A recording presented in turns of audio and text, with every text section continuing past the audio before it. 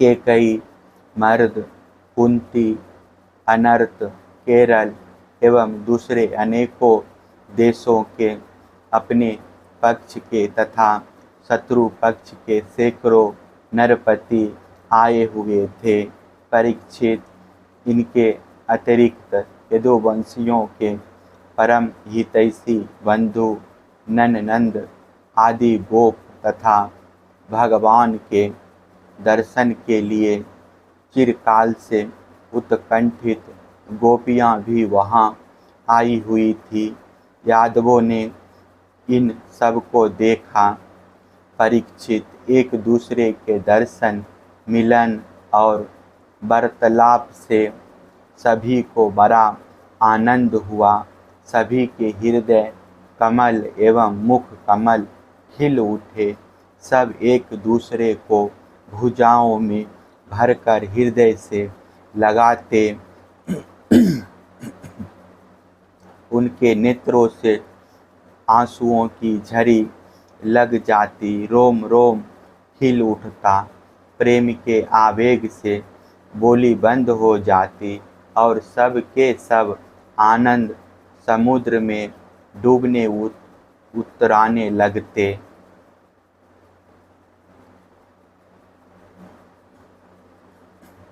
पुरुषों की भांति स्त्रियां भी एक दूसरे को देखकर प्रेम और आनंद से भर गई। वे अत्यंत सौहार्द मंद मंद मुस्कान परम पवित्र तिरछी चितवन से देख देख कर परस्पर भेंट अखबार भरने लगी।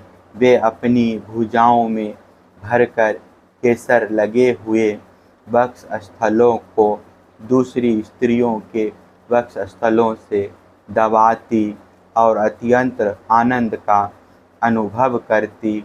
उस समय उनके नेत्रों से प्रेम के आंसू झलकने लगते।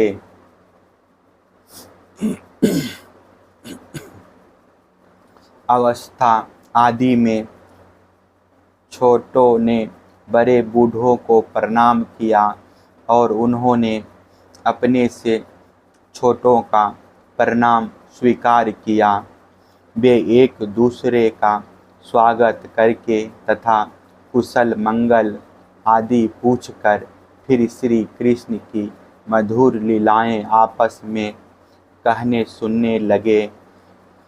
परीक्षित, कुंती, वसुदेव आदि अपने भाइयों बहिनों, उनके पुत्रों, माता पिता, भाभियों और भगवान श्री कृष्ण को देखकर तथा उनसे बातचीत करके अपना सारा दुख भूल गई।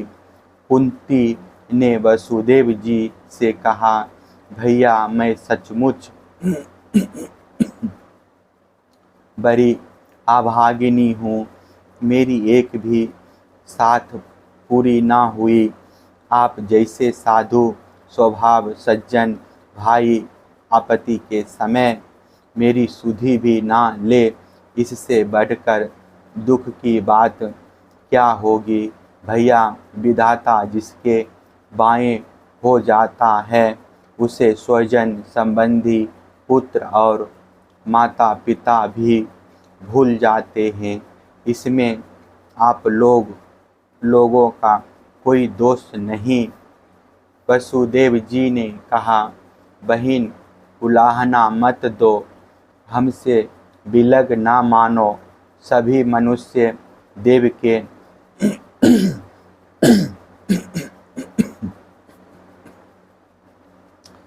खिलौने हैं। यह संपूर्ण लोग ईश्वर के वश में रहकर कर्म करता है और उसका फल भोगता है। बहिन, कंस से सताए जाकर हम लोग इधर उधर अनेक दिशाओं में भागे हुए थे। अभी कुछ ही दिन हुए ऐश्वर्य कृपा से हम सब पूर्ण अपना स्थान प्राप्त कर सके हैं। श्री सुखदेव जी कहते हैं, परीक्षित, वहाँ जितने भी नरपति आए थे वसुदेव, उग्रसेन आदि यदुवंशियों ने उनका खूब सम्मान सत्कार किया। वे सब भगवान श्री कृष्ण का दर्शन पाकर परमानंद और शांति का अनुभव करने लगे।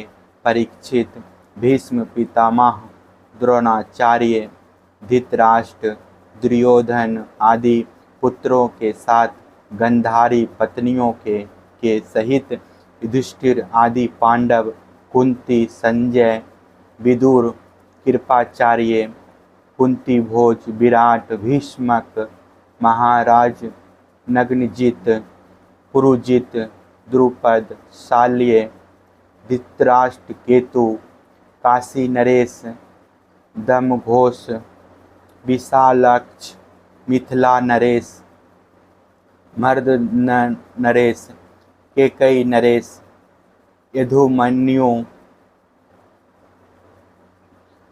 सुशर्मा अपने पुत्रों के साथ वहिक और दूसरे भी युधिष्ठिर के अनुयायी नरपति भगवान श्री कृष्ण का परम सुंदर श्रीनिकेतन विग्रह और उनकी रानियों को देखकर अत्यंत विस्मित हो गए।